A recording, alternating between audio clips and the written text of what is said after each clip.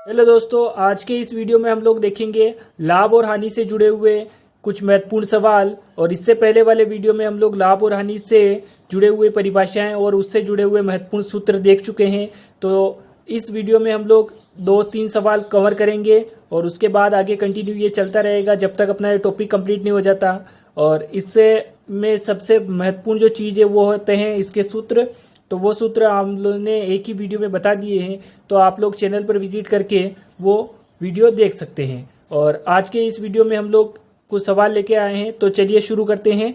तो ये सवाल है कि एक घड़ी का क्रय मूल्य 720 रुपये है। क्रय मूल्य किसे कहते हैं वो बताया है, लेकिन एक बार और यहाँ पे बता देते हैं कि क्रय मूल्य जो होता है कि कोई भी चीज़ हम लोग जो खरीदते हैं, या आप लोगों को ये समझना है कि आप लोग दुकानदार हैं और आपने कोई चीज़ खरीदी है 720 रुपये में तथा विक्रय मूल्य 600 रुपये है, तब यहाँ कितना लाभ या हानि हुआ है बताइए।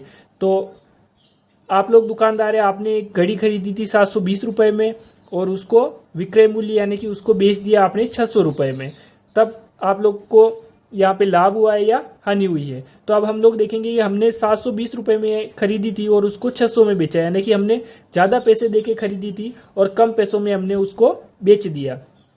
तो जाहिर सी बात है कि हम लोगों को हानि हुई है। ठीक है, तो हानि के लिए हानि हुई है, लेकिन कितने रुपए की हुई है ये निकालने के लिए फॉर्मूला देखा था। तो उसका फॉर्मूला होता है क्रय मूल्य माइनस विक्रय मूल्य। ठीक है, तो क्रय मूल्य वैसे ज़्यादा ही है यहाँ पे, तो 720 रुपये और 600 रुपये विक्रय मूल्य है। तो हानि बराबर कितनी हो जाएगी? हानि बराबर हो जाएगी यहाँ पे 120 रुपये की। तो ये जो सवाल था बिल्कुल बेसिक कॉन्सेप्ट पे था। ठीक है, तो उसमें हम लोगों को हानि निकालनी है, तो ये फॉर्मूला हम लोग यूज़ करेंगे और आसानी से हम लोग ये सवाल सॉल्व कर लेते हैं। तो आइए अब हम लोग देखते हैं सवाल नंबर 2। तो इस सवाल में हम लोग देखेंगे कि पहले वाले सवाल में हमने देखा कि वहाँ पे हानि हुई थी, तो ये सवाल जो है वो हम लोग जल्दी से समझ लेते हैं। इसमें जो है तो लाभ का फॉर्मूला बताया गया है। तो हम लोग देखेंगे कि एक मोबाइल को 2500 रुपये में खरीद कर, यानी कि हमने उसको 2500 रुपये में या 2500 रुपये में खरीद लिया है, उसके बाद में 2740 रुपये में बेच दिया जाता है। तो इस पूरे सौदे में कितना लाभ या हानि हुआ? ठीक है, तो हम लोग देखेंगे कि यहाँ पे हमने 2500 में खरीदा था और उसको 2740 में बेचा है, यानी कि हम लोगों को फायदा हुआ है या लाभ हुआ है। ठीक है, तो हम लोग देखेंगे कि क्रय मूल्य क्या रहा इसका 2500, विक्रय मूल्य क्या रहा 2740। तो लाभ जो है बेसिक सा हमको पता चल गया कि यहाँ पे लाभ हुआ है। तो लाभ हुआ है, लेकिन कितने रुपए का हुआ है ये निकालने के लिए हम लोग ये सूत्र यूज करेंगे जो कि हमने वीडियो में देख रखा है।